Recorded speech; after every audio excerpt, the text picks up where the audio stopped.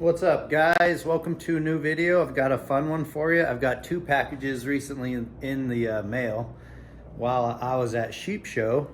One of them is from Mahogany Meats and the other is from the Antler store. I made a post on my social media about the value of networking and honestly just treating people nicely and treating them with respect and how far that can really go.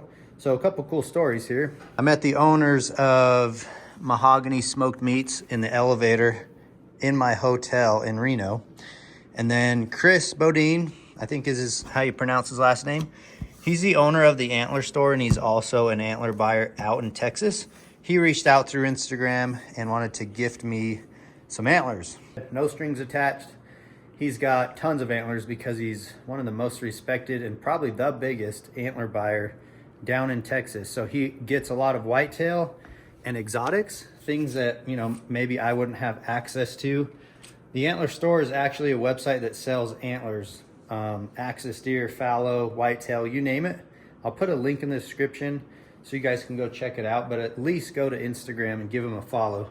Pretty entertaining page because he's always posting some really cool, unique stuff. If you're a shed hunter like me, you'll like following him. So I'm gonna bust these open, guys, and we're gonna unbox these, show you what we got, because I have no clue what he sent. I just said, surprise me. Hey, we've got a couple cool boxes to open up. Let's get to the good stuff, or the fun stuff, I should say. This is the good stuff, stuff you can eat. Let's see what antlers he sent me. I'm so super excited. Let's see what we got here.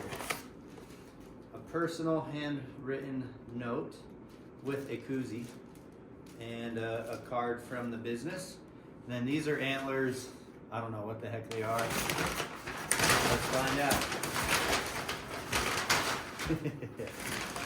Dude, I get to work with and meet some of the coolest people, guys. He had no good reason to reach out and just gift me this stuff, but he knows obviously how much I love antlers. So there's some cool stuff in here. Holy cow, what do we got? Okay, if I had to guess, that's not an axis deer. It's like,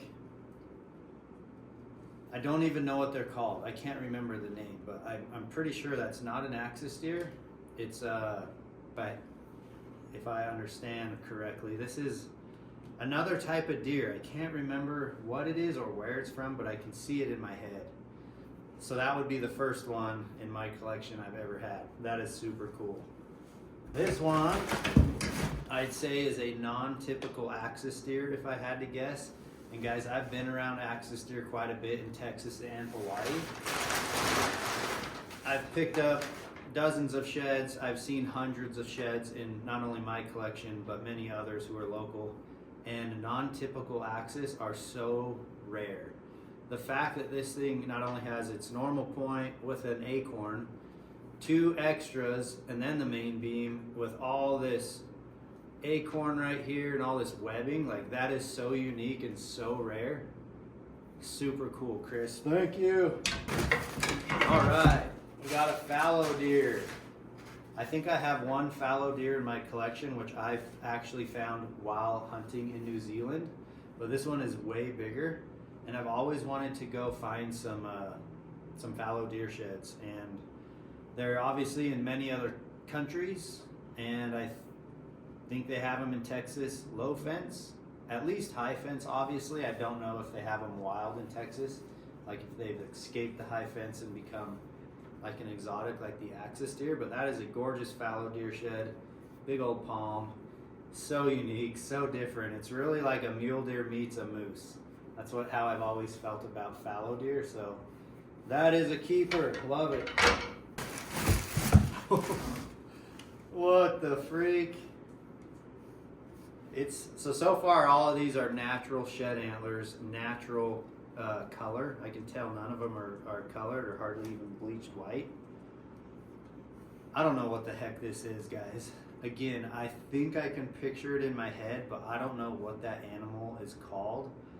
But how unique. It's almost like a young moose that has its fronts but hasn't developed its palm. But it's almost like a giant mule deer at the same time. Like, I don't know what these are called, guys, but that is a super unique shed for me. I'm so curious to call him and see where some of these came from. But again, something else I do not have in my collection at all, so a first for me. Very unique color on that one too. All right, check this one out, the biggest one. All right, what could it be? My first guess is it's a red stag, and I know a little bit about like the red stag industry. When they're those big 400, 500 inchers, those are all, you know, farm raised high fence. This could possibly be just a wild red stag because the wild ones just don't get very big. It could possibly be a high fence from Texas where they have red stags and it's just like a young bull. But either way, I think that's a red stag. Again, I'm gonna have to call Chris to clarify exactly what these are and where they came from. Their color is so unique. Like each one definitely has a different color. They've come from different areas, but yeah, that's super cool. I love that crown at the top, big old hook cheater. It's kind of got a bubble in it. What do you think, Happy Boy? Ooh yeah, give me some, huh? You don't get those ones. Happy's pretty good. I mean, him and Jade both. They have never chewed on an antler in the shop or chewed on an antler in the house that wasn't gifted to them. So they know what's off limits, don't you? But he's always interested in what I'm doing. He's always down to open up mail and open up packages. So he's got all kinds of different meat. Sausage, bacon, snack sticks, all the above. So I'm curious what he sent me. Man, everybody sends like a little card. I'll read that. Some information about their company. And this thing is stacked full of jerky. Ooh, baby. Elk jerky, buffalo jerky, beef jerky, beef brisket jerky, sweet and spicy. I know I'm gonna like that one. Some wild boar, some beef brisket, and some elk jerky. So this is Mahogany Smoked Meats. They've got a website and they ship direct to consumer.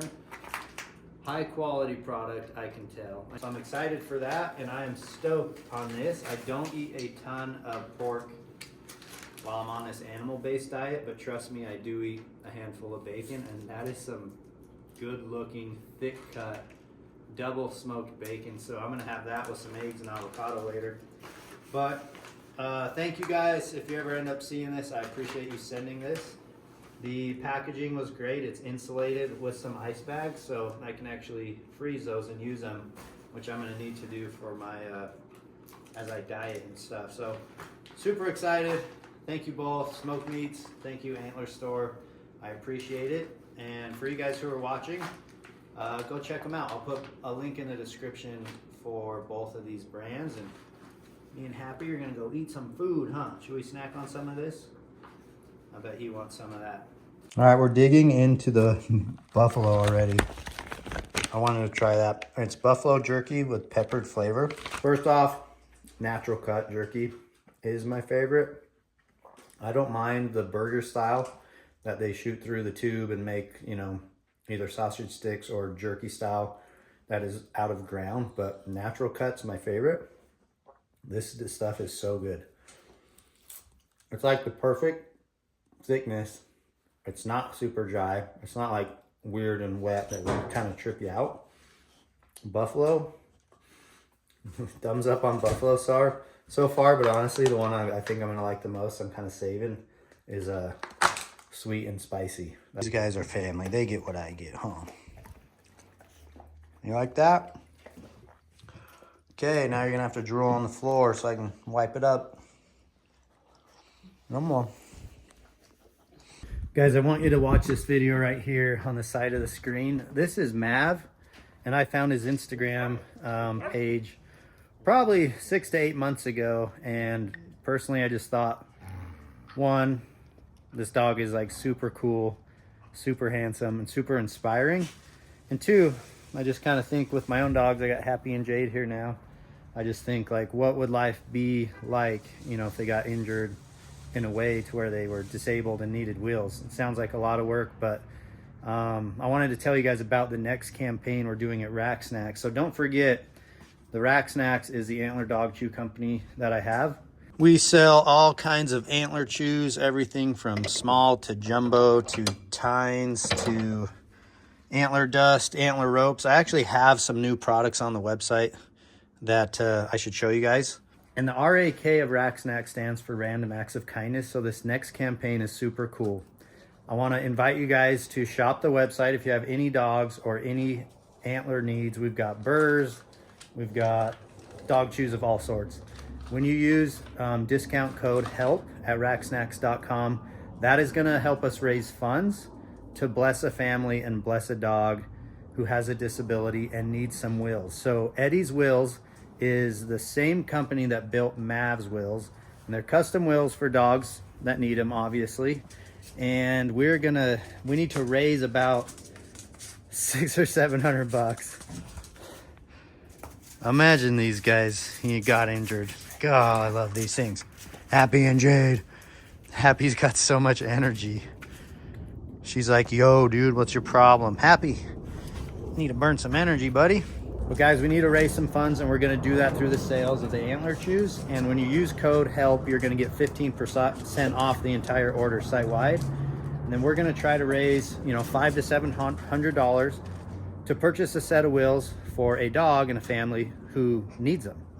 And at Eddie's Wheels, we ask them to just find a family that they think can use them. So those guys are gonna find the family. Kobe and Mav, who manages Mav's page, it's his dad, they're gonna help promote it. I'm gonna promote it as well. So again, there's a link in the description box. Super cool campaign. I'm excited to just bless somebody and help a dog who really needs it. So I'm out here in the shop because I'm gonna cut some antlers up and try to stock up on the inventory for this little campaign. So let's do it. This right here is an issue. Hey, Happy. There are rats that are going under there, obviously. Let's see if there's any under there right now. Jade, what is it? Jade, get him.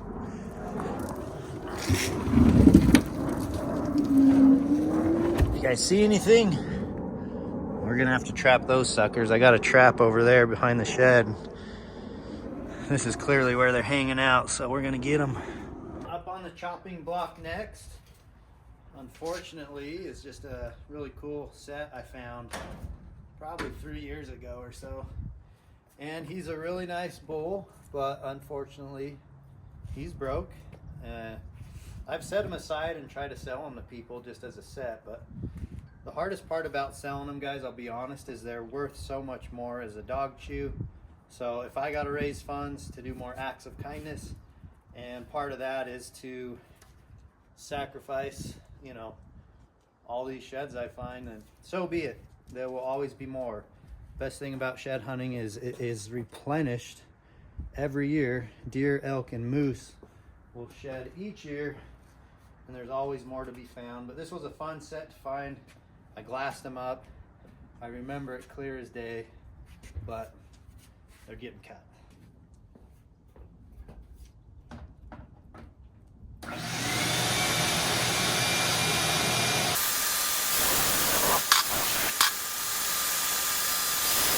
And just like that, that antler doesn't exist anymore, but we have dog chews. Let me show you. So we went from one of those to a bucket of those. And I've got measurements on my saw blade, so I know 5, 6, 7, and 8 inches. I know the thickness density of small, medium, large, and jumbo. So for example, that's going to be a jumbo, a little bit longer because it's not super thick. But at the same time, that right there is a jumbo as well. But look at all that bone marrow. So these can be split. The base right here, I always split into what is called a base block. Super dense, tons of nutrition there. And then these burrs, the better ones, will actually get picked up for belt buckles. The other ones will be sold individually or in my new rope toys. So that's how it works. Cut them up, slice them up, and sell them by size. Hey, this is an unsafe area, Jade. I'm still busy. You got plenty of bone dust in the house, okay? So all the sawdust, most of it does go down into this area, which is set up with this vacuum, and that is how I collect all the bone dust. I sell that on the website as a topper. It's great over your dog's food. Those are on the website. Link in the description, guys. And for anybody who's interested in kind of the business side of stuff, just in general, I'd say the goal when it comes to like trying to sell antlers is dog chews or knife handles or whatever it is you're making.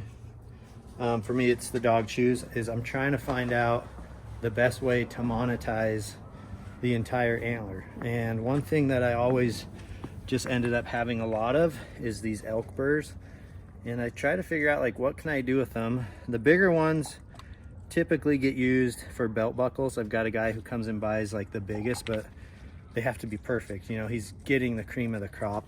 I do sell them on the website as antler chews, but they don't move. So one thing I started doing is drilling a dang hole through that and adding that and a piece of antler similar to this onto 100% cotton rope and selling them as what I called rope snack toys.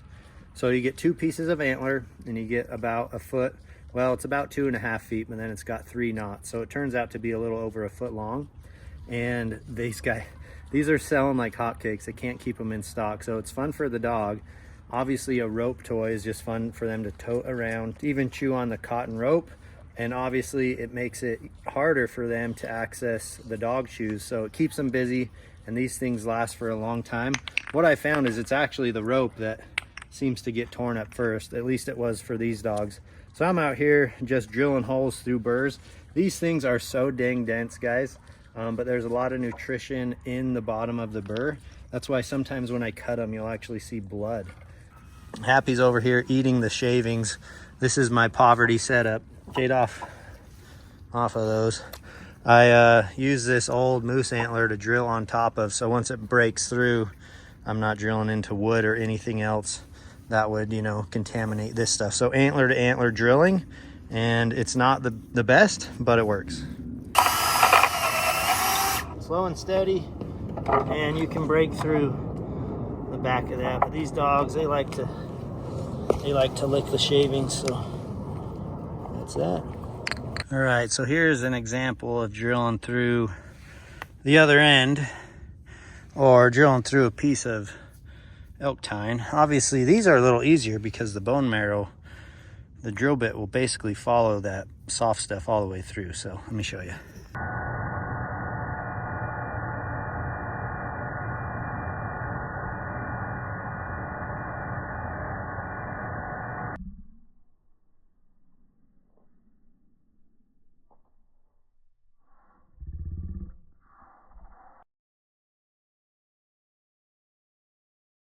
We got just enough time. As you can see, the sun's gone down behind the houses. I think the mountains are sunny over here, so I think we got 20-30 minutes of good light. We're gonna shoot the bow. Got the bow stashed in this new marsupial case, which we actually sell the marsupial brand stuff on the Get Hushin' website. You guys can actually order it right there. So I've got the bow, the release. Let's get this sucker set up and send some downrange to the big ass target. Let's see if we got broadheads here. So we must have practice arrows somewhere. There we go. Looks like we got 2 of them.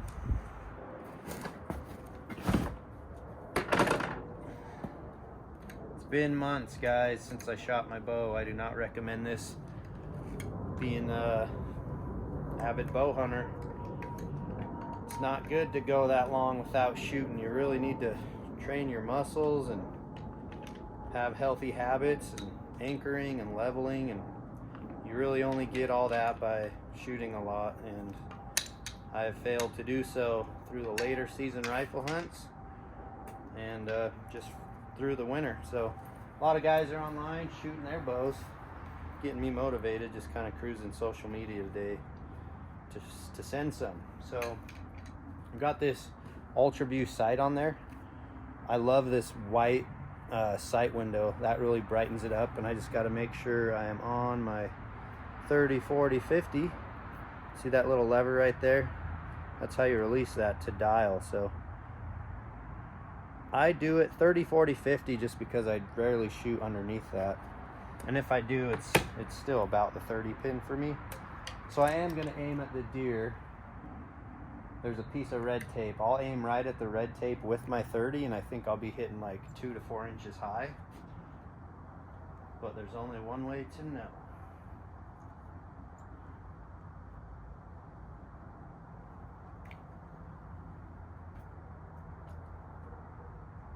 Elbows popping.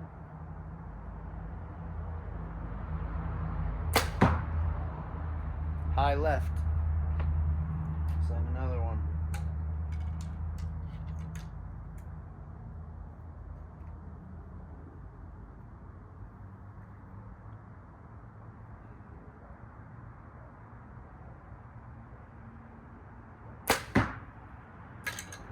Center and high. A couple more. I'll do a couple more rounds and just get some muscle memory out of me. As you guys know, the Hunt Expo is coming up February 14th weekend. It's always over Valentine's, or most of the time it is. You guys can save $10 on your admission tickets when you use code HUSH. So I'll put a link to the admission tickets below. So if you're coming from out of town, you probably want to avoid the lines at the expo and just buy them online. Same with you locals. Save 10 bucks anyways. No reason not to.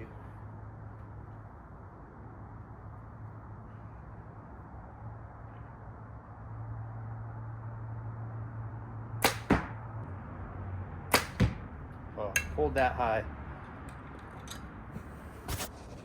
So one of my favorite quotes, or one that I like, I got a lot of them, is sometimes we forget our own advice. Clearly, if I was talking to a friend or a new bow hunter, I'd be like, you really got to shoot a lot. So again, maybe this will encourage someone to get out and get some reps, even though it's freezing cold. Shoot your bow. I'm gonna try to do better myself. The thing is so frozen. It's like a block of ice back there.